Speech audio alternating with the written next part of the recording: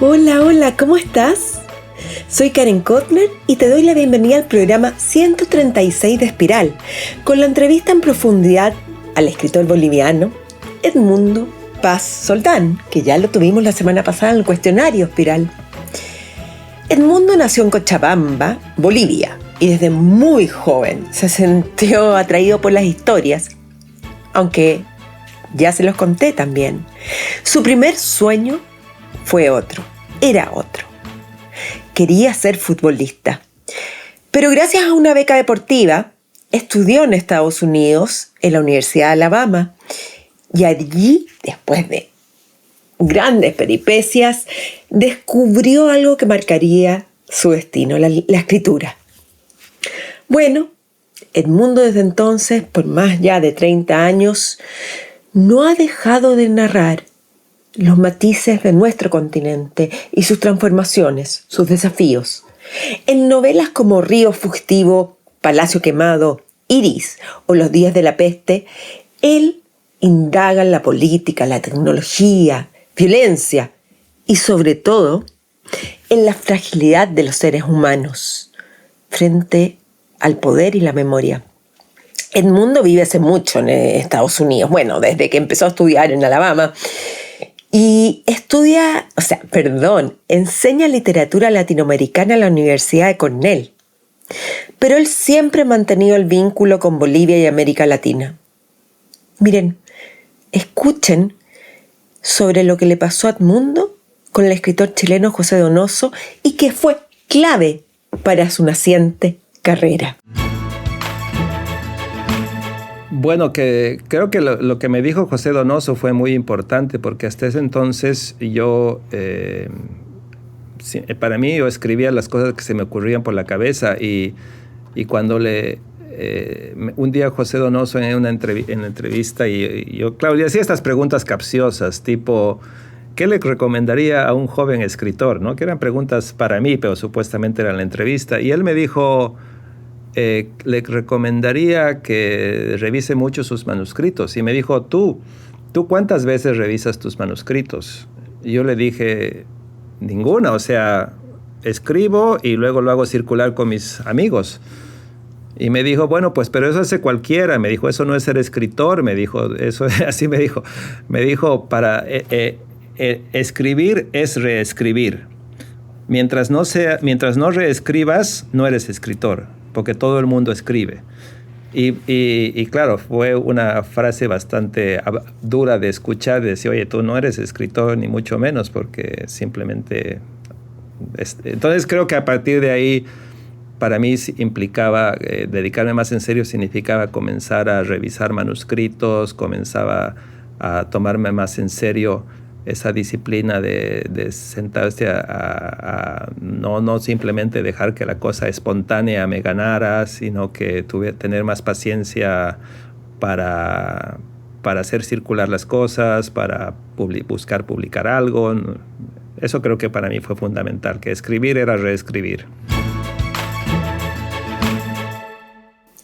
Edmundo Paz Soldán es un peregrino de carreras, porque durante 7 años deambuló entre distintas disciplinas académicas, hasta que formalmente se decidió por la literatura. Así pasó por ingeniero civil en petróleo, luego relaciones internacionales, también fue oyente de clases de filosofía y letras, ciencias políticas. Edmundo tenía susto, temor de asumir su vocación, pues me contó que le daba pánico enfrentarse a sus padres, quienes estaban alejados de este mundo de la literatura y en realidad no se podían imaginar de qué iba a vivir. Y bueno, también Edmundo se lo podía imaginar. Pero tras la lectura de Ernesto Sábato en su novela sobre héroes y tumbas, Ernesto tomó conciencia del error que sería si se dedicaba a cualquier otra cosa que no fuera la literatura. Y esto me dijo, y yo pensaba que si voy a ser ingeniero y voy a construir un puente, probablemente el puente se caiga, porque yo voy a estar con la cabeza en otra parte. Con Edmundo no solo hablamos de literatura, sino que abordamos los aspectos más íntimos y de lo que ha significado para él ser padre de 2 hijos norteamericanos en que lo latino y específicamente lo boliviano quedan algo al margen. Edmundo Paz Soldán reflexiona hoy aquí en Espiral sobre una paternidad distinta a la que él supuso que viviría. Porque al igual también que Andrés Barba, a quien entrevisté en el programa 132, Edmundo vive con su señora, que es escritora, Liliana Colanzi. Ella acaba de recibir el premio Sinclair por una colección de relatos publicados por Páginas de Espuma. Entonces conversamos con Edmundo cómo es vivir, respirar, trabajar y dormir con alguien que le va tan bien como él. Me contó que ella es una lectora muy exigente y ha aprendido a mostrarle sus manuscritos más acabados para no sufrir tanto con sus comentarios, es decir, a no apurarse. Este fue un diálogo íntimo y lúcido, como es el toque de Espiral, con un autor que ha sabido tender puentes entre lo personal y lo colectivo, entre la experiencia boliviana y el mundo global. Acuérdate que Espiral es para ti. Es un programa con entrevistas en profundidad a los mejores escritores de habla hispana. Compártelo, ponle un like, déjame un comentario, mándame un correo contándome qué te parece. Donde sea que lo escuches, porque están todas las plataformas. Así Espiral se convierte en una conversación. Recuento personal. Grabo esta introducción con el tiempo muy justo, pues en 1 hora comienza el máster de creación literaria que voy a cursar en la Universidad Pompeu Fabra.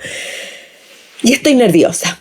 Las cosas de la vida, no saben lo que me pasó. Resulta que no entendía por qué no encontraba nada de información sobre el máster, con la información típica, la calendarización, lecturas, etc. Y resulta que esta mañana me di cuenta, después de consultar, que estaba viendo la plataforma administración y no el portal del alumno. Así que gracias a que me preparé con tiempo y pedí el enlace del Zoom, descubrí que estaba en el lugar equivocado. Bueno, se suma a todo esto que les estoy contando que en unas horas más comienza otra fiesta judía que se llama Sukkot. Y en esta, a diferencia del Año Nuevo y del Día del Perdón que acabamos de ayunar el jueves pasado y que fue el ayuno que menos me ha costado en la historia, solo tenemos que celebrar, reunirnos con la familia y, claro, rezar. Pero voy a estar absolutamente desconectada. Pero Sukkot no te exige este trabajo de introspección como las otras fiestas, tan intenso. Eso sí, ¿para qué les voy a mentir? Otra vez me sobreexigí y ayer me dediqué a cocinar mucho y terminé agotada. Pero yo sé que hoy, cuando estemos en la noche en la sukkah, que es una especie de fonda con ramas de bambú o con totora en el techo, estaré feliz con mi familia y los invitados. El menú: hamburguesas con papas fritas, servido en una cajita feliz. Mañana también tengo invitados. A la hora almuerzo vendrán varias amigas y en la noche más familias y amigos. Por suerte el miércoles solo voy a la sinagoga y estamos convidados. Pero ya el jueves vuelvo a la realidad y a las clases y a preparar todos los pendientes para que ustedes tengan todo este material bien dado. Como saben, esta época es un desafío mayor. ¿Algo literario? Sigo mi novela. Estoy leyendo poco porque he tenido poca cabeza y ahora no sé cómo será mi vida con el máster. El próximo episodio Espiral lo grabaré en Barcelona porque viajo para allá el 19 de octubre. Lo más probable que en noviembre tengamos un tremendo escritor chileno aquí en el micrófono de Espiral, que también cursó el máster, así que tendré mucho que hablar con él y mucho en común. Acuérdate que Espiral es para ti, es un programa con entrevistas en profundidad a los mejores escritores de habla hispana. Compártelo, ponle un like y déjame un comentario donde sea que lo escuches. Así se convierte en una conversación. Ahora vamos con Edmundo Paz Soldán. Hola Edmundo, ¿cómo estás? Muy bien, Karen, muchísimas gracias por la invitación. Gracias a ti por sumarte a Espiral. Cuéntame, ¿qué estabas haciendo cuando tuviste que apretar el link de la plataforma? Bueno, ayer comenzaron las clases en la universidad y yo estoy de director de la facultad, así que estaba resolviendo un montón de problemas antes de comenzar acá. ¿Y el año académico con alumnos cuándo comienza? Comenzó ayer. O sea, ¿Pero ya llegaron los alumnos? Ya llegaron. Sí, aquí comienza en agosto todo ya se llama. Hace 3 semanas que estamos así en reuniones de profesores a principios de agosto y ayer ya comenzó el semestre. Ah, muy bien. ¿Y tú dictas alguna clase?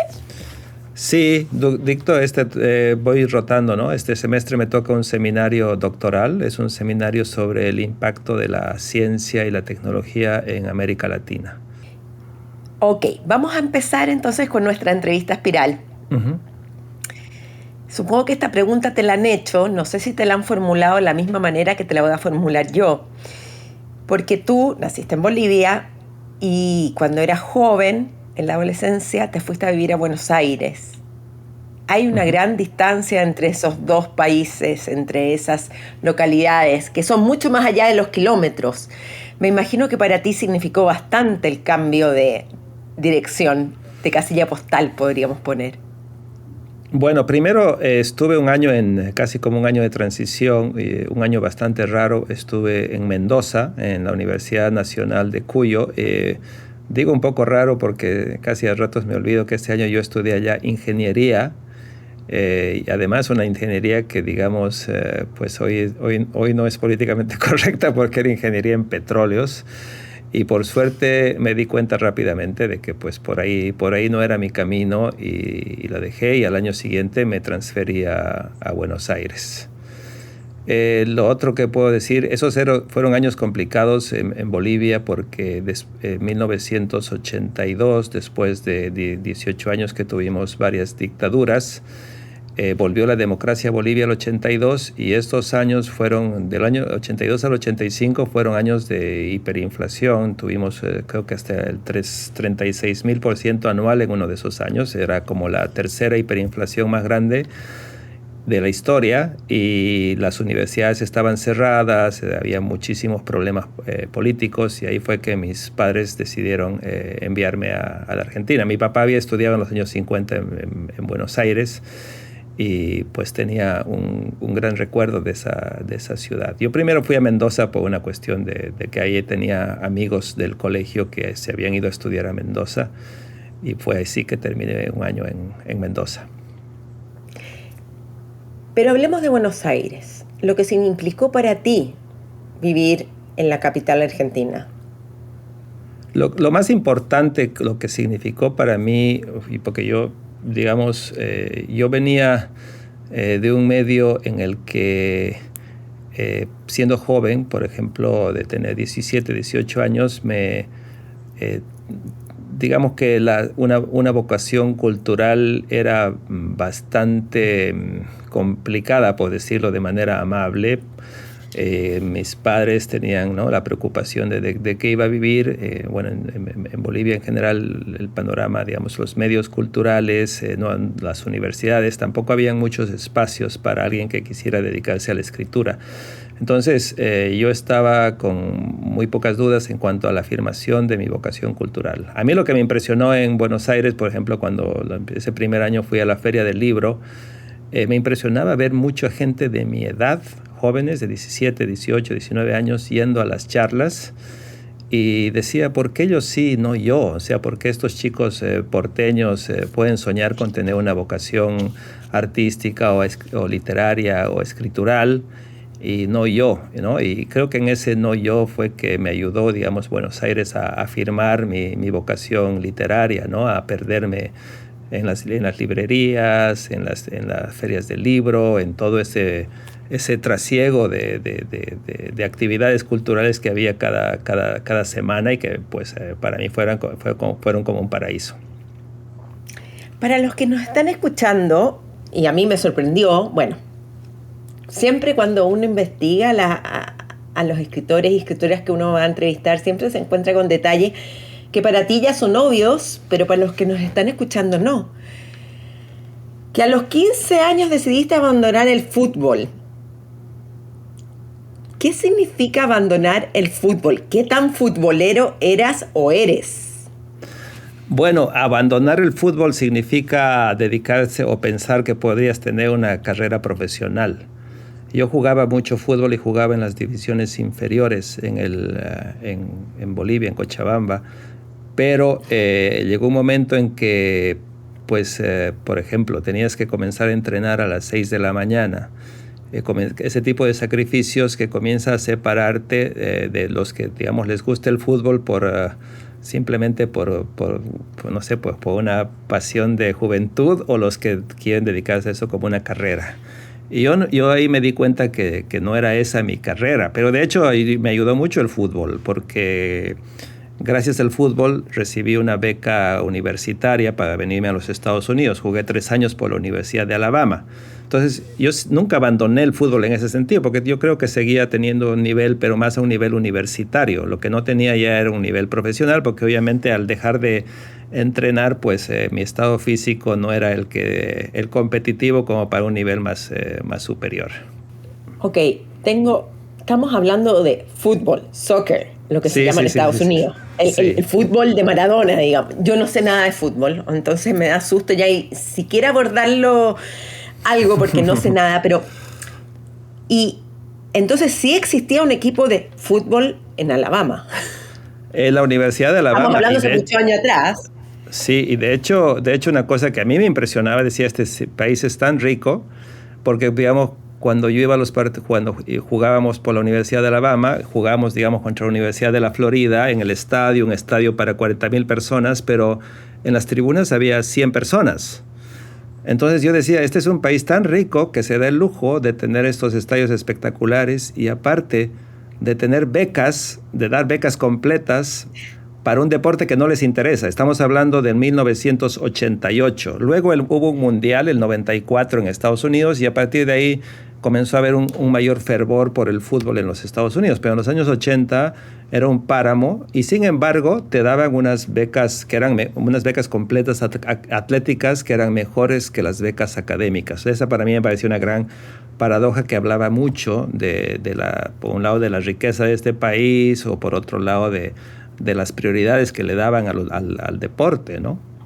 ¿Y cómo llegas a postular a la Universidad de Alabama? O sea, ¿cómo se te ocurre esa idea? Porque tú vivías en Argentina en ese minuto. Sí, a mí no se me ocurrió.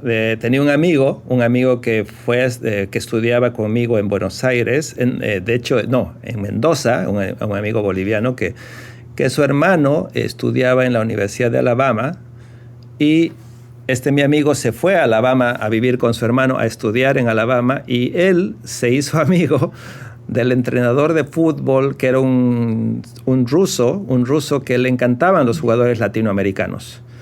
Y un día me dijo, oye, no quieres venir a probarte, no quieres, porque mi amigo solamente me conocía a mí como alguien que sabía jugar al fútbol y me dijo, aquí hay muy buenas becas y si te animas, pues te podrían dar una beca. Y yo al comienzo dije no, porque yo estaba muy feliz en Buenos Aires, pero también la posibilidad de, digamos, independizarme era muy tentadora por la crisis en Bolivia y claro, esta era una beca completa que incluso me ofrecían un trabajo en la biblioteca para tener un sueldo extra aparte de la beca que me pagaba la matrícula y la habitación en las residencias universitarias. Y así fue que terminé animándome y así fue que terminé en la Universidad de Alabama gracias a este amigo. ¿Y dominabas el inglés o también tuviste que empezar a aprenderlo? No lo dominaba porque me acuerdo que tenía que dar yo estaba en Buenos Aires y me fui a Bolivia, digamos, tenía que llegar me dieron, en agosto comenzaba la universidad, me aceptaron condicionalmente y tenía que pasar un examen del TOEFL de 500 puntos y yo fui a hacer a Bolivia a tomarme como un intensivo todo de 3 meses, solamente a aprender inglés. Y cuando di el examen me acuerdo perfectamente que saqué 537 puntos, que era casi un poquito sobre lo mínimo. Y así pude llegar. De hecho, los primeros 6 meses yo sufrí mucho porque aparte el acento de Alabama, el acento del sur, es un acento muy cerrado. Y yo siempre sentía que la gente hablaba muy rápido. O sea, en clases para tomar apuntes, todo eso, yo el primer semestre la pasé muy mal. Y luego ya a partir de diciembre ya mi oído comenzó a destaparse. ¿Y cómo era la relación o cómo recuerdas tú el tema del racismo, con el tema con en el fondo la gente de color, los blancos? ¿En la universidad se percibía esta tensión o no? O sea, la universidad no se la percibía, pero por una razón bastante perversa o bastante triste. Y es que la Universidad de Alabama, habían 2 universidades ahí en Alabama, en esta ciudad Huntsville. Y básicamente yo estaba en la Universidad de Alabama, que era la Universidad de los Blanquitos, por decirlo de alguna manera. Y había al frente de la universidad una universidad más, se llamaba Alabama A&M, una universidad más técnica, donde estaban sobre todo la población, los estudiantes, el 90% de los estudiantes eran de color o eran negros, y de hecho había un partido de fútbol anual entre estos 2 equipos en el que tú podías ver en el estadio la diferencia o la separación racial muy fuerte, ¿no? Había una segregación de facto, o sea, es una segregación por cuestiones económicas, ¿no? No, digamos, obviamente lo racial estaba ahí muy fuerte, pero si yo no veía la discriminación en las clases en Alabama, era más que nada porque había muy pocos estudiantes de negros de color en esos años en Alabama. No sé cómo será ahora, si la universidad estará más integrada, pero a fines de los 80 pues estaba todo, era muy separados por una cuestión económica supuestamente, pero también lo racial estaba ahí atrás. Tengo otra pregunta respecto al fútbol. Sí. ¿Cochabamba es la misma altura que La Paz? ¿Es menor? Es menor. Cochabamba está a 2.500 y La Paz está a 3.600. Es una gran diferencia. ¿Y Alabama? Alabama creo que está a 0. O sea, volabas ¿o no? Pues sí, había. Yo alguna vez jugaba en La Paz y sí, o sea, el que te dice que la altura no afecta, miente. O sea, la altura sí afecta. Yo viniendo de Cochabamba a La Paz jugaba y sí sentía el rato que te faltaba el aire para correr, ¿no? O sea, es una ventaja que tiene pero ni aún así llegamos al Mundial, lo cual es bastante triste. ¿Y hoy día sigues siendo futbolero o ya no tienes la misma pasión? Sigo, pero justamente en Alabama me rompí los ligamentos una vez y luego aquí en la universidad, aquí jugando con estudiantes, también me volví a romper los ligamentos. Entonces ya no juego, pero sí sigo el fútbol bastante, sigo los mundiales, sigo las ligas, los campeonatos y sigo todavía me mantengo mi entusiasmo y trato de estar al día con lo que está pasando en el fútbol. Solo porque quienes nos escuchan, porque para mí me va a dar lo mismo. ¿Cuál es tu equipo entonces? ¿A qué equipo tú sigues? Bueno, en Bolivia yo sigo un equipo que le está yendo muy mal hace mucho, que se llama Jorge Wilstermann. Wilstermann es un apellido alemán, pero fue el primer piloto de aviación comercial en Bolivia. Y Wilstermann tenía un sindicato que armó un equipo de fútbol que fue uno de los primeros equipos profesionales. Pero bueno, ahora ya no hay, o sea, el equipo está bastante mal. Tuvo su época de oro justamente en los años 80 cuando yo era joven, adolescente en colegio. Después cuando me fui a la Argentina yo me volví fanático de Boca Juniors, más que nada porque en Boca Juniors jugaba un boliviano que se llamaba Milton Melgar, que estaba en la selección boliviana. Entonces yo iba a los restaurantes y los camareros cuando me veían que era boliviano me decían, Melgar, Melgar, Melgar. Entonces me volví también de Boca Juniors. Un dato más, antes de que me olvide, para mí fue muy importante en Buenos Aires conocer a un escritor chileno, José Donoso. Me ayudó muchísimo porque en ese entonces él venía, me acuerdo que vino en 1987 a la feria a presentar La Desesperanza y yo lo entrevisté para un periódico boliviano y él fue muy amable conmigo. Yo no sabía que su esposa era boliviana. Entonces, él me hizo conocer, me presentó a varios escritores del mundo cultural argentino, por ejemplo, a la directora de la Biblioteca Nacional, y digamos, él les decía, cuando yo me vaya, háganse cargo de él. Entonces, cuando él se fue, porque estuvo 10 días en la feria, yo muy atrevidamente los busqué y les decía, ¿se acuerda que José Donoso les dijo que se hiciera cargo de mí? Porque, claro, yo era muy joven y quería ser escritor, pero no conocía a nadie. Entonces, ellos, yo creo que no por mí, sino por José Donoso, fueron muy, muy pacientes conmigo y me trataron muy bien, qué sé yo, o sea, fue como... de una manera Sí. rara, José Donoso fue muy importante en mis inicios en Buenos Aires. Porque según supe te dijo que sigas escribiendo y también te respondió una postal.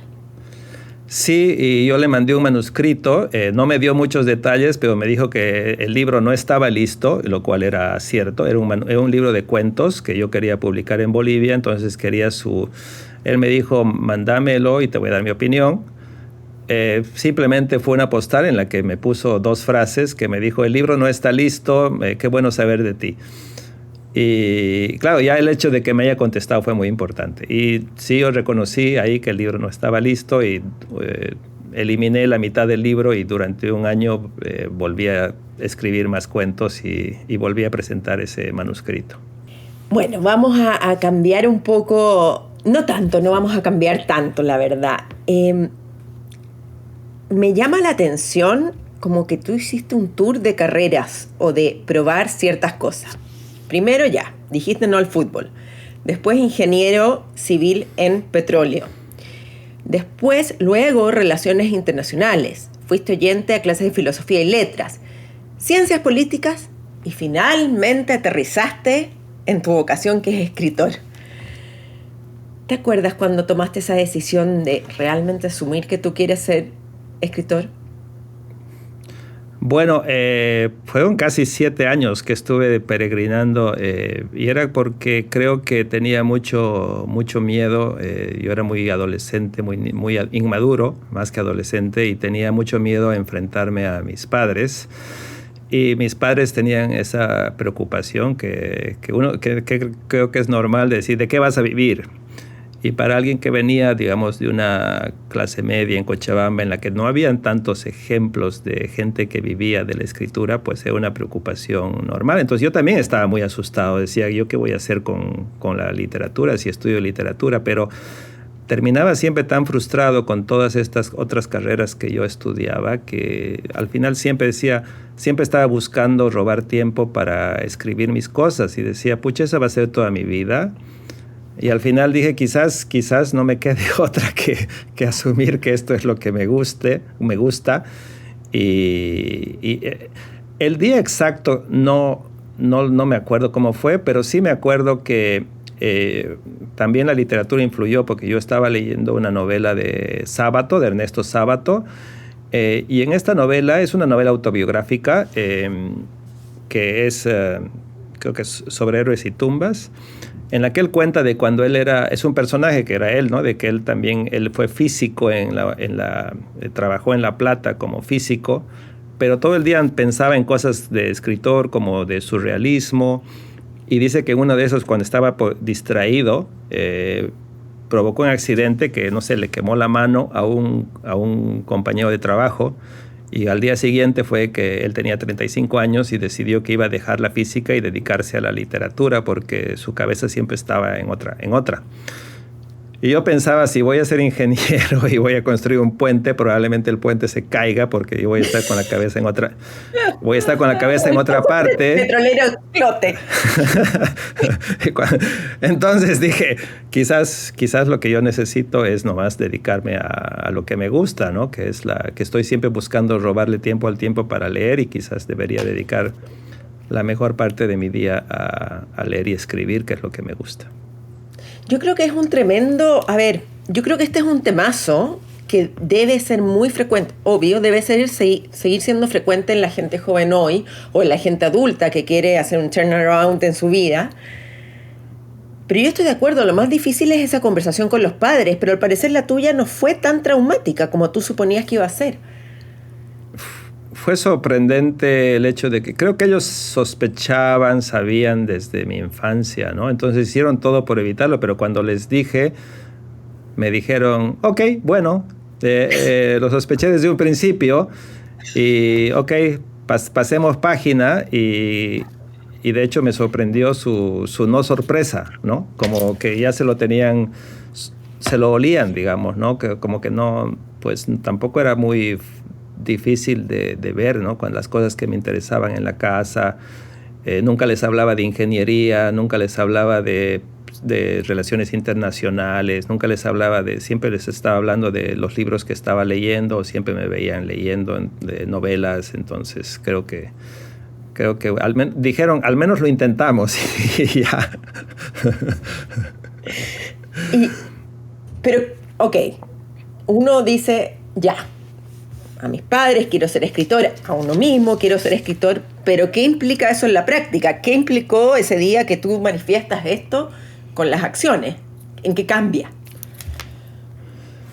Bueno, creo que lo que me dijo José Donoso fue muy importante porque hasta ese entonces para mí yo escribía las cosas que se me ocurrían por la cabeza y cuando un día José Donoso en la entrevista y yo, claro, le hacía estas preguntas capciosas tipo, ¿qué le recomendaría a un joven escritor? ¿No? Que eran preguntas para mí, pero supuestamente eran la entrevista. Y él me dijo, le recomendaría que revise mucho sus manuscritos. Y me dijo, ¿tú cuántas veces revisas tus manuscritos? Y yo le dije, ninguna. O sea, escribo y luego lo hago circular con mis amigos. Y me dijo, bueno, pues, pero eso hace cualquiera. Me dijo, eso no es ser escritor. Me dijo, eso así me dijo. Me dijo, escribir es reescribir. Mientras no reescribas, no eres escritor, porque todo el mundo escribe. Y claro, fue una frase bastante dura de escuchar, de decir, oye, tú no eres escritor ni mucho menos, porque simplemente... Entonces creo que a partir de ahí, para mí implicaba, dedicarme más en serio significaba comenzar a revisar manuscritos, comenzaba a tomarme más en serio esa disciplina de sentarse a no simplemente dejar que la cosa espontánea me ganara, sino que tener más paciencia para hacer circular las cosas, para buscar publicar algo. Eso creo que para mí fue fundamental, que escribir era reescribir. Pero entonces ahí abandonas, porque estoy perdida, ¿abandonas Alabama? ¿Qué haces ahí? Ahí fue que justo tomé en Alabama, en mi último año, tomé una clase de literatura latinoamericana con un profesor cubano. Y él me dijo, porque yo estaba pensando en volverme a Bolivia, porque ya terminaba mis 3 años de la beca, y él me dijo, oye, pero yo creo que con tu interés podrías tener una beca, esta vez académica, y hacer un doctorado en la universidad, una beca trabajo para enseñar español, lengua, a cambio de una beca. Y así fue que solicité hacer un doctorado en la Universidad de Berkeley, en California. Y ahí fui a hacer un doctorado en literatura latinoamericana y ahí estuve 6 años, pero esta vez con una beca de trabajo, ¿no? Una beca de enseñando español a los estudiantes. Y ahí fue que ya me quedé en la literatura. ¿Y qué son para ti? Porque nombraste a José Donoso, nombraste a este profesor cubano, que yo leí el apellido, pero no me acuerdo el apellido. ¿Qué rol juegan para ti los mentores en tu carrera? Este profesor cubano se llama Manuel Cachán. Para mí creo que, sobre todo creo que es importante, yo me encuentro muchas veces con jóvenes en talleres de escritura o en clases, y esa es una pregunta, y también en colegio, también chicos hasta más adolescentes de 13, 14 años que están buscando algún tipo de afirmación, pero muchas veces no la encuentran porque pues yo creo que es una preocupación generalizada, y creo que si ha cambiado algo, o sea, para peor en estos últimos 30, 40 años, es que digamos que estas profesiones, estas vocaciones artísticas o culturales no tienen necesariamente el viento a favor. Entonces, si tú tienes 15, 16, 17, 18 años, estás buscando a alguien que te ayude a afirmarte, porque en general lo que te dice la gente es que tienes que buscar algún tipo de vocación más utilitaria, ¿no? Entonces, claro, creo que eso es fundamental, el trabajo de mentoría con los jóvenes, tanto como escritor o como profesor. Yo si puedo, si me invitan a colegios, pues o sea, nunca digo no, porque me identifico mucho con ese periodo de cuando yo estaba buscando que alguien me escuchara o que alguien me dijera, es por aquí, no es por allá. ¿Y quiénes son tus grandes mentores? Bueno, para esos inicios, mira, curiosamente, aunque parecería que yo estoy o sea, que todo fue en oposición a mis padres. Mi papá, por ejemplo, era doctor, ginecólogo, pero tenía una muy buena biblioteca. Y eso también para mí es fundamental, porque mi papá leía mucho y yo tenía, o sea, digamos que cuando yo tenía, los sábados, salíamos siempre a comprar libros, íbamos a librerías y revisterías los sábados por la tarde, era como una especie de rutina. A veces compraba simplemente Villiquen, revistas cómicas, o sea, muchas cómics de argentinos, así, Fantasía, D'Artagnan, el Tony. Y mi mamá también, o sea, siempre incentivaron eso, les preocupaba, o sea, no querían que me dedicara a eso por mi vida, pero sí, digamos que siempre incentivaron mis intereses culturales o literarios, ¿no? Y luego, creo que sobre todo sobre todo cuando estaba buscando, cuando estaba más perdido en esos años en Buenos Aires, creo que fueron sobre todo escritores con los que hablé en ese entonces, o Josefina Delgado, por ejemplo, era en ese entonces directora de la Biblioteca Nacional en Buenos Aires, una de las amigas que me presentó, o sea, que era amiga ella, no mía, sino de José Donoso, pero le debo mucho, porque yo me doy cuenta que fue un poco abusivo, porque yo iba a su oficina los viernes, digamos, y ella me daba tareas tipo, tienes que leer Faulkner, tienes que leer Absalom. Entonces yo 2 semanas después volvía a la oficina simplemente a charlar sobre Absalom. Entonces ella me puso muchos muy buenos libros en mis manos, ¿no? Y tuvo la paciencia de escuchar a un chico de 18 años boliviano ahí que estaba perdido en Buenos Aires, y no era mi profesora ni nada, simplemente se sintió responsabilizada por Donoso para escucharme y para decirme, lee esto, lee el otro, lee ahí. Y yo simplemente le hacía caso, porque mis lecturas eran muy anárquicas y no tenía yo una buena... me gustaba leer, pero no tenía una base, sobre todo con los clásicos. ¿Cómo es? Antes de eso, ¿volviste a vivir en Bolivia después de tu periplo de salir de Cochabamba o...?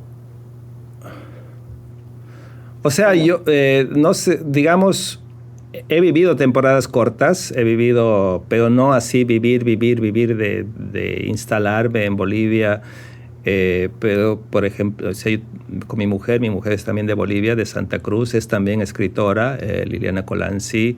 Tenemos un departamento en Santa Cruz. La universidad aquí, por ejemplo, pues nos da los veranos que tenemos 3 meses. Entonces vamos a Bolivia, pasamos 3 meses ahí. Entonces, pero no, eso no es lo mismo que estar viviendo allá, ¿no? O sea, sí mantenemos, digamos, los contactos muy frescos.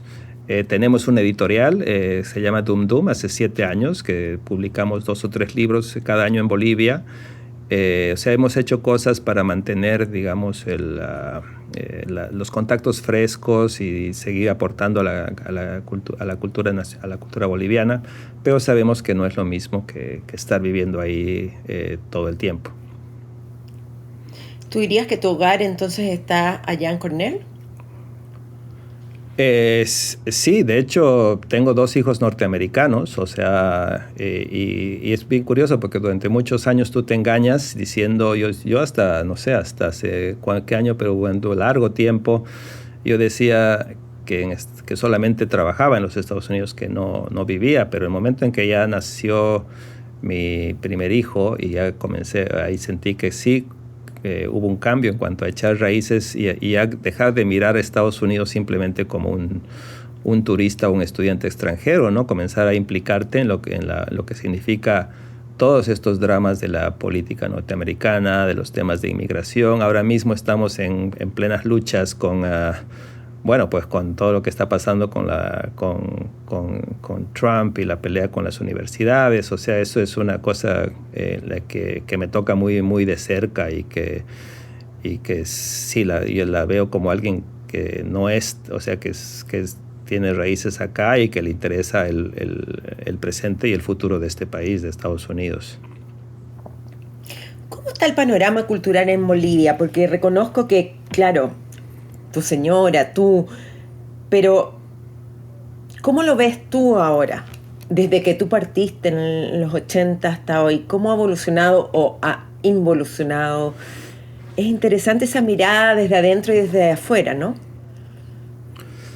Sí, creo que lo que ha evolucionado es que hay ahora varios escritores hay escritores que viven en Bolivia y que tienen una carrera en el exterior, o sea, que publican en editoriales en el exterior.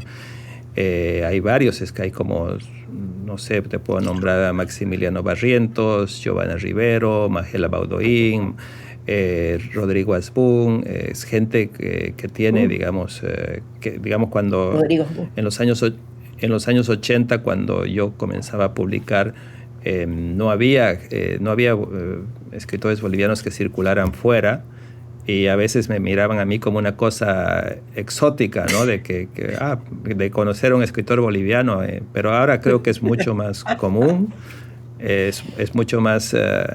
y de hecho también eso ha ayudado a que, pues, como es un país pequeño, la caja de resonancia de la literatura boliviana también ha sido muy pequeña, y eso ha hecho que escritores importantes como Jaime Sáenz o Hilda Mundi o María Virginia Estensoro, que los escritores de la vanguardia, por ejemplo, no sean tan conocidos fuera.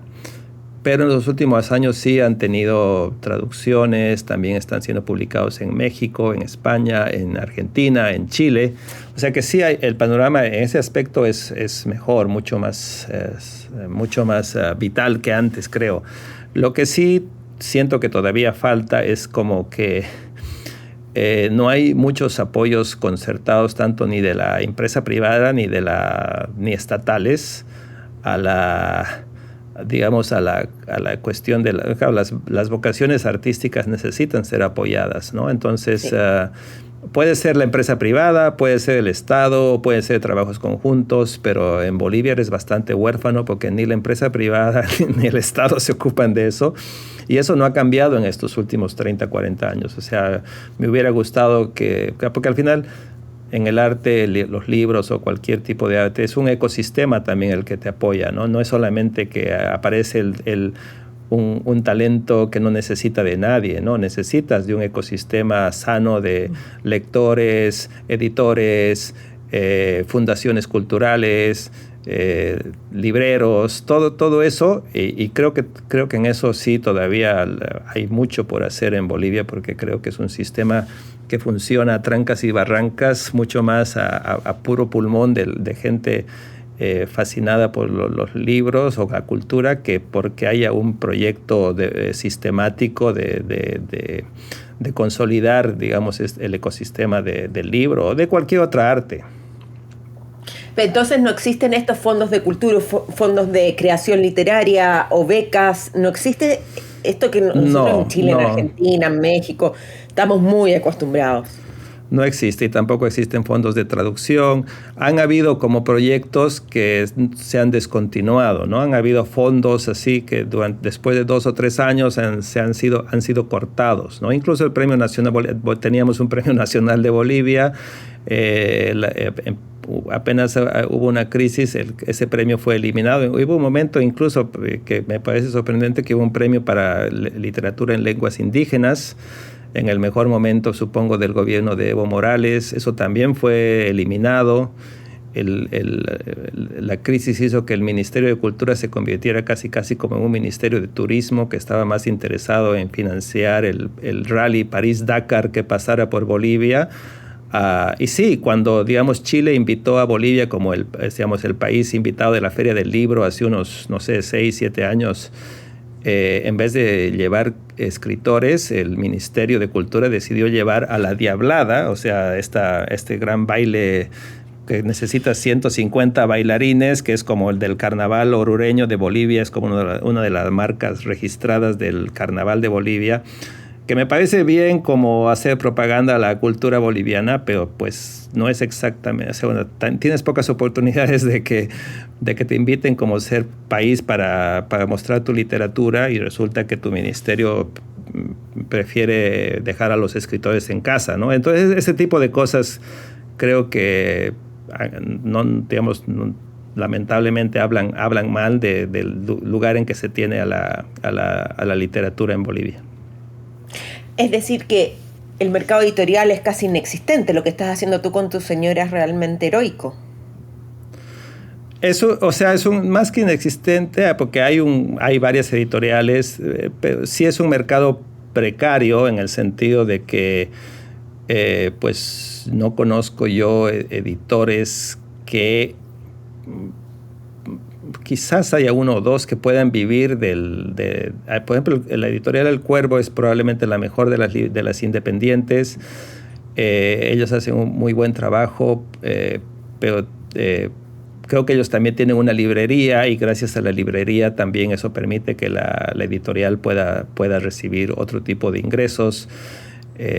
Pero en general es muy difícil subsistir solamente como editor en Bolivia. Vamos a cambiar totalmente de tema. Vamos a dejar Bolivia de lado, Estados Unidos de lado, y vamos a hablar del amor. Te divorciaste y te volviste a emparejar con la tremenda escritora, Liliana Colanzi. Y este mes salió la entrevista a Andrés Barba, escritor español, pero también nacionalizado argentino. Y conversamos bastante lo que es vivir con la persona que uno ama, digamos, y también que él le toca trabajar mucho con ella. Y también ella es su lectora. Y él me contó que cuando ella le hace la devolución de sus escritos, se enfurece. A veces se enfurece, lo pasa mal, que es difícil, pero es su mejor lectora, o sea, que la escucha muchísimo. ¿Cómo es para ti esta experiencia? Bueno, es parecida en el sentido también de que no he publicado nada que no haya sido aprobado por ella, y también es una lectora muy, muy exigente. Quizás en el último tiempo yo he aprendido a no apresurarme, en ese sentido de que casi como incluso puedo ya oír su voz diciéndome esto falta, esto falta, esto falta. Entonces lo que trato de hacer ahora es presentarle manuscritos más acabados para no sufrir tanto. Pero igual es ella la que tiene la última palabra de si funciona o no funciona. Obviamente yo soy el responsable de la versión final, pero sí es una muy buena lectora que se da cuenta al tiro de cuando yo sobre todo me estoy repitiendo, estoy haciendo lo mismo, que estoy como no me estoy desafiando o algo así, ¿no? Y también era exigente quería que yo fuera exigente con ella, porque al comienzo decía que a mí me gustaba, no sé si era el amor o qué, pero a mí de verdad me gustaba todo lo que ella escribía, y entonces decía, no vale, porque me tienes que decir algo que no te guste, porque eso me va a ayudar. Entonces dice que ya cuando comencé a decirle cosas que podía mejorar, entonces dijo que recién comenzó a creerme, ¿no? Que no le gustaba cuando yo aprobaba muy fácilmente sus textos. ¿Y cómo son esos días cuando tú le pasas el texto y estás esperando que lo lea? ¿Cómo debe ser difícil, porque tú sabes que te está leyendo, no te puede comentar y estás a la espera? ¿Son tensos esos días o ya estás muy acostumbrado? No, son tensos, y también son muy impacientes, porque claro, ella también, o sea, tiene, digamos, cosas que hacer, ¿no? Y ella dice que yo escribo mucho, y probablemente sea cierto. Entonces no puedo yo venir con un manuscrito de 400 páginas y decir, bueno, deja todo y tienes que leer lo mío, porque está enseñando, está escribiendo esta contratapa para este libro. Entonces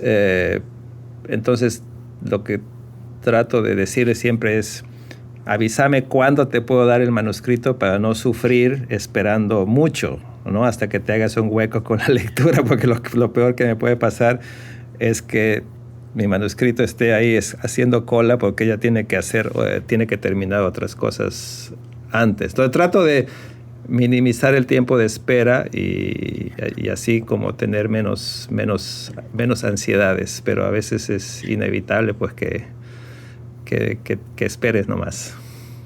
Uy, suena como un niñito chico que mamá, quiero ahora y no puedo. De hecho, con Liliana la invitamos también a Espiral para entrevistarla para el próximo mes después de ti, y dijo que no, que pronto, pero que todavía estaba muy ocupada, así que ya vendrá. Bueno, le voy a decir que se apure. Sí, tal cual. Y hablando sobre esto, lo que es trabajar o sea, vivir con alguien que te lee el mismo oficio, Leila Guerriero hizo una pequeña pataleta en realidad cuando yo le pregunté a ella sobre la maternidad, y me dijo, ¿y por qué tienes que preguntarle a las mujeres sobre la maternidad? ¿Por qué no tuve hijos? ¿Y por qué no le preguntas a los hombres? Y yo le contesté, porque no me ha tocado ningún hombre que no haya sido padre, de todos los más de 60 entrevistados que he tenido aquí en Espiral. Pero tú eres padre de 2, dijiste. Y yo quisiera saber, ¿qué ha significado para ti ser padre? Bueno, ha significado bastante, ha significado un antes y después, ¿no? A todos los niveles en cuanto a... Y también pues al nivel, ya como te dije, para mí desde el punto de vista personal, aparte de toda la responsabilidad y el amor que implica criar a un niño, también para mí fue muy importante el hecho de que, claro, mis 2 hijos son norteamericanos. He tratado de inculcarles la cultura latina, la cultura boliviana de diferentes maneras, y han respondido también de diferentes maneras, ¿no? Por ejemplo, el mayor aprendió a hablar español muy temprano en casa, de los 3, 4 años, y es impresionante cómo no se ha olvidado, pese a que después... digamos, nunca tomó clases en la universidad ni nada, pero simplemente que por ósmosis aprendió. Pero después, claro, como yo ya me fui de la casa porque me divorcié, apenas nació el segundo tuvo una relación mucho más distanciada con el idioma. Su idioma más que nada era el inglés, y recién ahora en la universidad lo está aprendiendo. Y está muy dedicado. Pero por otro lado, este chico menor, por ejemplo, siempre estuvo fascinado por el fútbol. O sea, pues, había otra conexión cultural que yo no tenía con mi hijo mayor, que estaba más dedicado a la cultura japonesa, al anime, al manga, a toda la cosa japonesa, más que a lo latinoamericano. O sea que sí, también ha sido para mí un aprendizaje, ¿no? En cuanto a... pues cómo criar a un niño, a un hijo, en aprender que la cultura de ellos es también tu cultura, pero a la vez también tratar de enseñarles de dónde vienes, de cuáles son los valores que te importan. Y muchas veces todas esas cosas se resuelven en el idioma, ¿no? Y ver que no puedes tampoco obligarlos ni a aprender español, ni tienes que respetar sus gustos y sus disgustos. O sea que es una negociación continua, y creo que eso es lo mejor de ser padre para mí, ¿no? De que también enseño, pero también yo aprendo mucho, ¿no? de sus gustos y de sus valores, ¿no? Que para mí es fascinante ver a este chico, el menor, Joseph, que tiene 18 años, de todo, por ejemplo, cómo su generación se está posicionando con el tema político, con el tema Trump, ese tipo de cosas que pues es una entrada interesante a ver cómo las nuevas generaciones están, ¿no? procesando todas estas crisis geopolíticas que estamos viviendo estos días. Pero también ahora pensaba, si uno se divorcia acá en Santiago es muy fácil, porque vivirás en distintos sectores de Santiago, pero no vives a kilómetros y kilómetros de distancia. Ellos se criaron en Missouri, ¿no? Tengo entendido. Entonces fuiste un padre a larga distancia, efectivamente, ¿no? Sí, y fue muy difícil porque aparte hubo un tiempo en que mi ex mujer se fue a vivir al otro estado, a otro extremo, que era Washington, el estado de Washington, que está sobre Oregon y California, allá arriba, en el otro. Entonces yo, para visitarlos, tenía que cruzar todo el país, ¿no? Que son viajes de 6 horas, es como ir de acá a Bolivia casi. Claro. Y claro, durante el semestre yo podía ir a verlos un fin de semana rápido, pero luego las vacaciones, pues pasaba toda la vacación con ellos, ¿no? Pero tampoco era lo mismo, como me decía alguien, era casi como si yo fuera su tío, en el sentido de que yo les daba todos los gustos porque pasaba pues poco tiempo con ellos. Sobre todo al menor, ¿no? De que cuando él no había cumplido un año, me separé. Entonces fue una relación, fue también un desafío mantener los vínculos afectivos, digamos, de manera cálida, que no creciera esa distancia. Entonces yo tenía esa casi como una obsesión de que cada 2 o 3 meses tenía que irlos a ver, no podía dejar pasar más de 2 o 3 meses sin verlos. No es lo mismo que, como tú dices, ¿no? Estás en la misma ciudad y el fin de semana los ves, pero ¿cómo haces si tu ex mujer se va a vivir al otro extremo del país, ¿no? Eso creo que fueron años difíciles, ¿no? Me acuerdo que había días que, por ejemplo, cuando iba el fin de semana, el domingo, tomaba el vuelo del domingo en la noche para viajar toda la noche y llegar el lunes por la mañana a las 11 de la mañana para ir a enseñar a las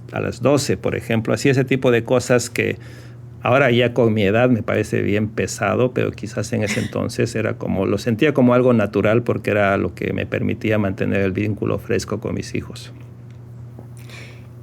¿Y tú crees que este dolor, esta desesperación, esta distancia, esta figura del tío, lo que has contado, se ha reflejado de una manera u otra en tu narrativa? ¿Se ha plasmado?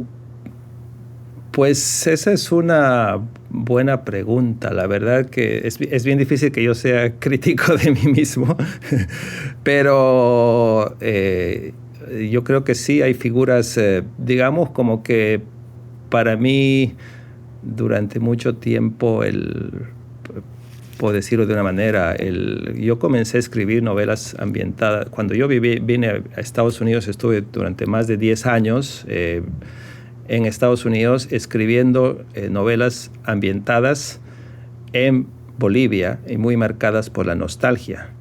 Y quizás fue después, ya con mis hijos acá, que comencé a pensar yo mismo en lo que significaba vivir en este país para mí. Tener más conciencia de ese enraizamiento que antes lo había tratado de negar.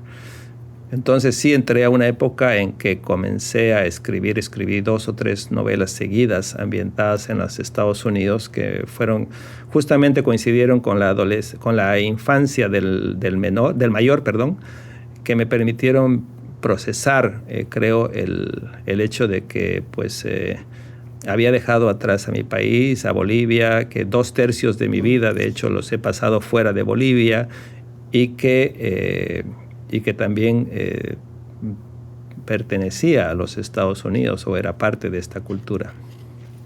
Hablas sin tapujos y lo conversaste hace poco con Christian Walken en el podcast Tu Hipócrata Lector, sobre la crisis que tuviste en el 2006 y el 2008, y creo que es algo muy valiente que pocos escritores se atreven a comunicar, a compartir sus crisis. Y aquí estamos hablando de una crisis que va en torno a lo que uno escribe, a lo que uno ha hecho, hacia dónde va. ¿Qué recuerdas tú de esos años? Lo que recuerdo es que, pues, digamos que las cosas que me motivaban a escribir habían desaparecido y que no encontraba motivación, y lo cual era para mí algo raro, porque yo, digamos, si alguna cosa nunca había tenido problemas era en cuanto a tener temas o motivos para la escritura. Pero sí tuve un periodo largo en que simplemente no sentía qué era o para qué o qué significaba la escritura o para qué quería o debía escribir. Y ahí se me ocurrió volver a mis lecturas adolescentes. Volver al padre, podríamos decir. Sí, o volver a la infancia, a ese lugar protegido, porque lo que pasa también es que en el mundo académico, entonces te acostumbran a respetar, y con todo derecho obviamente, a los libros clásicos, pero muchas veces tu infancia no han sido esos libros clásicos. Tu adolescencia ha sido Agatha Christie, o tu adolescencia ha sido Julio Verne. Entonces quizás ahí dije, si vuelvo a estos libros que originalmente me gustaron, quizás podría encontrar por qué me gustaron. Y de hecho, ahí, claro, es muy diferente cuando tú lees ciencia ficción a tus 14 años y cuando tú lees ciencia ficción ya con más de 40, y de pronto dices, wow, mira, qué impresionante, tantas cosas se pueden hacer con este género popular tan denostado. Y claro, para mí fue bastante refrescante hacer eso y descubrir que hay ciertas cosas que podría hacer, quizás ahora tratando de combinar ya una formación más clásica en el mundo académico con estos intereses más populares que tuve en mi adolescente. ¿Y por qué no puedo hacer ambas cosas a la vez, ¿no? Entonces eso creo que me ayudó mucho a salir del pozo. En el 2011, bueno, estamos hablando hace muchos años atrás, presidiste la primera edición del Premio de las Américas que ganó el chileno Arturo Fontaine Talavera, quien también estuvo en Espiral. ¿Qué recuerdas de Arturo? ¿Cómo te vinculas con él? A través de viajes, ¿no? O sea, yo viajé, creo que desde la pandemia que se enfriaron mis viajes a Chile. Hasta la pandemia yo viajaba mucho a Chile, la Feria del Libro, había como, pues, yo tenía mucho más, había más trasiego en cuanto a mi relación con Chile. Y en uno de esos viajes conocí a Arturo Fontaine. Luego hubo este premio que se organizó en esta feria en Puerto Rico. Y sí me acuerdo de cuando lo llamamos para felicitarlo por el premio por teléfono. Pero eso fue un premio muy lindo que no tuvo continuidad, lamentablemente. No tiene continuidad. No, porque sí, era un festival de la Palabra que lo organizaba una familia que era dueña de un centro comercial en Puerto Rico, y gracias a esta escritora puertorriqueña Mayra Santos Febres había conseguido el financiamiento durante 3 o 4 años, incluso para un premio, y durante muchos años Puerto Rico se convirtió como un centro importante de reunión para la cultura, la literatura latinoamericana.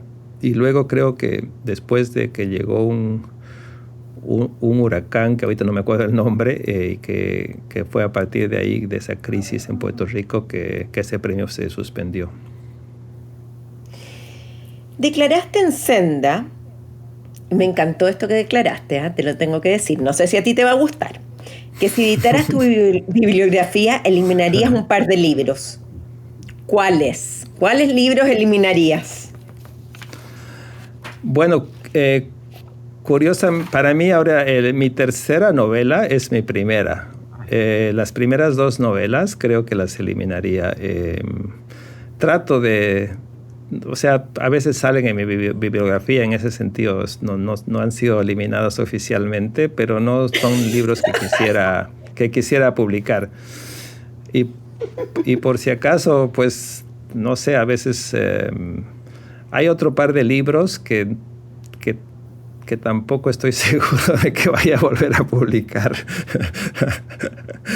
Creo que, bueno, pero como decía Margaret, sí, hay que ser, también hay que, no hay que tener, si no tienes piedad con otros, pues no tienes que tener piedad contigo, ¿no? Entonces, ¿quién decía? Marguerite Yourcenar decía, cuando corrijo cosas, es a mí a quien corrijo. O sea, no es que corrijo un texto simplemente porque quiero que el texto esté mejor, también me estoy corrigiendo yo. Entonces, a veces pasa con textos, eso lo digo también en talleres, ¿no? No solamente corriges textos por publicar, sino también textos ya publicados que quisieras corregir.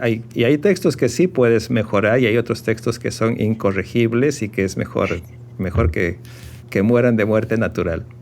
Veo un cambio muy grande en las editoriales que te han publicado. O sea, pasaste de transnacionales a últimamente a las independientes o a más pequeñas, podríamos decir, como Batiscafo, los libros La Mujer Rota o Almadia, que son editoriales que se salen de estas grandes conglomerados. ¿Hay un motivo para ello? Pues el motivo principal quizás tenga que ver con cuando yo comencé a salir con Liliana. Liliana, yo le tenía mucha envidia porque ella publicaba, digamos, en Chile publicaba con Montacerdos, en Colombia publicaba con Laguna, en México publicaba con Almadía, y en Argentina con Eterna Cadencia. Todas eran editoriales independientes muy respetadas, pero a mí me impresionaba que tenía un trabajo muy cercano con los editores. Y lo que pasa con las editoriales grandes, y por si acaso yo tengo mucho cariño, o sea, guardo muy lindos recuerdos de mis pasos, por ejemplo, por Alfaguara. Estuve como 15 años con Alfaguara. Pero, por ejemplo, cuando yo entré a Alfaguara, había una Alfaguara Bolivia, cuando tenían su plan de Alfaguara Global. Pero luego se cerró Alfaguara Bolivia y me pasaron a Alfaguara Miami, porque querían abrir Alfaguara Miami, publicar cosas propias, pero luego cerraron también eso y luego dijeron solamente Alfaguara Miami va a distribuir libros que lleguen de las otras Alfaguaras. Y luego me pasaron a Alfaguara España. Entonces yo siento que en todos esos viajes nunca encontré una editora, ¿no? Porque un trabajo con un editor es alguien que te conoce durante muchos libros y también sabe tus virtudes y tus defectos y te aconseja. Entonces yo creo que en esos viajes yo mismo me fui perdiendo en la editorial, o la misma editorial no sabía, no sabía exactamente qué hacer conmigo, y me costaba como asumirlo, porque decía que estoy bien en Alfaguara porque Alfaguara te da mucha difusión. Y entonces, pero luego yo veía cómo trabajaba Liliana con sus editores más cercanamente y yo quería tener eso. Decía, al final ya tengo cierta edad en la que lo que más me importa ahorita es poder tener un diálogo muy cercano con mis editores. Eso no significa decirle no a una editorial grande, no se trata de eso, sino que quizás en ese momento pues me pasó lo que me pasó y ya, pero sé que tengo amigos en editoriales muy grandes que están muy felices en su trabajo con sus editores muy cercanos, ¿no? A veces es también cuestión de suerte. Pero en todo caso, hoy, si voy a estar en una editorial, privilegio mucho estar con un editor o editora que cree en lo que yo hago o con lo que pueda tener una relación muy cercana. Nos quedan pocas preguntas, y se me quedan muchas en el tintero, obviamente, pero esa es la gracia, ¿no? Eres profesor, crítico, novelista, cuentista, ensayista. ¿Cuál de todos es tu regalón de todas estas? Creo que narrador, diría, narrador. Cuento o novela, indistintamente, pero sí narrador. ¿Cuánto escribes? Porque el trabajo académico consume lecturas y consume reuniones y burocracia. Justamente hoy te voy a dar una respuesta. Por ejemplo, todo el verano estaba escribiendo muy bien todas las mañanas y estaba en un muy buen ritmo de trabajo, y esta mañana quise escribir y me di cuenta que cada rato se suspendía, tenía que parar porque tenía que contestar un email urgente porque ya comenzó la universidad, y hoy dije, creo que a partir de ahora voy a tener que comenzar a escribir en las noches. En ese sentido soy flexible, puedo, o sea, a veces digo, yo no escribo 5 o 6 horas al día, no me da la cabeza, necesito continuidad y necesito un par de horas. Entonces mi gran desafío es cómo hago para conseguir 2 horas al día, si es posible temprano en la mañana, muy temprano, digo 7 de la mañana, o si no al final del día cuando ya los emails dejan de zumbar, y entonces... y creo que justamente hoy voy a hacer el cambio a la noche. Dime, Edmundo, sé, y puedo estar súper equivocada, que en octubre sale un volumen de relatos por Páginas de Espuma, y el otro año una novela breve, el 2026, ¿o estoy equivocada? Lo que es seguro es la novela, el libro de cuentos con Páginas de Espuma, El comienzo del paraíso, porque se tiene incluso hasta fecha, creo que sale el 5 de noviembre. Y lo otro, o sea, digamos, ya el libro está terminado y entregado, pero todavía no están claras las fechas ni el contrato está firmado, así que no sé exactamente... o sea, lo ideal sería que salga el próximo año, pero no es eso ya todavía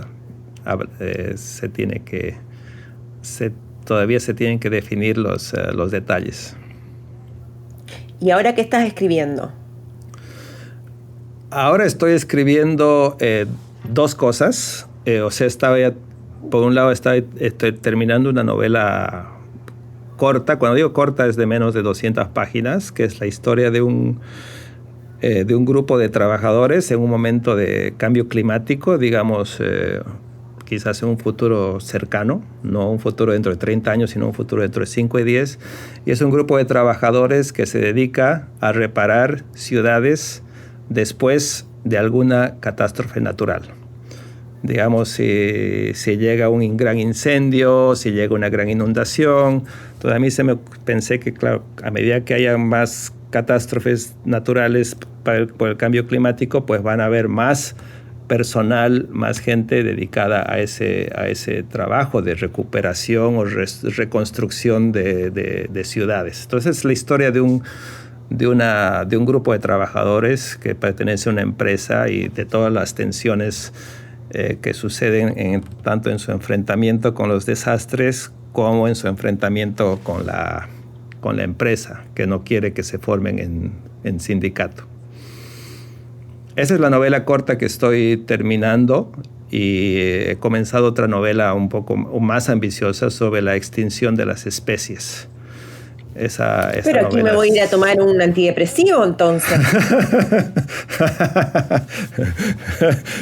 Bueno, el asunto es cómo hacer que esta novela sobre la extinción de las especies sea también entretenida. Pero mira, cuando tú me contabas todo lo que estabas, yo decía, Liliana tiene razón. Es que escribes mucho. Bueno, uno hace lo que puede, y bueno, pues yo digo, algún rato, mientras estás agarrado del cable, tienes que aprovecharlo, porque luego algún rato se pasa eso y ya no se te ocurre nada. Así que prefiero escribir con esa sensación de apuro y de urgencia. Edmundo, te quiero dar las gracias por haber estado hoy día en Espiral. La verdad es que disfruté mucho conversando contigo. Me encantaron tus respuestas, lo que logramos desarrollar, temas muy distintos. Así que muchas gracias por haber estado hoy día en Espiral.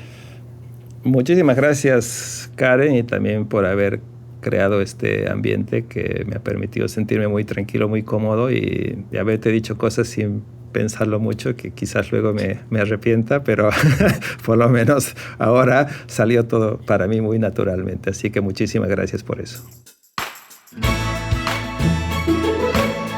Conocer a Edmundo Pasoldán fue una aventura, porque antes de este encuentro solo lo ubicaba de nombre y no lo había leído. Sabía que era un escritor con mucho impacto y tremenda carrera. Me gustó su ponderación y cómo vive la literatura. ¿A ti? Nos vemos en noviembre con Espiral en Barcelona. ¡Chao!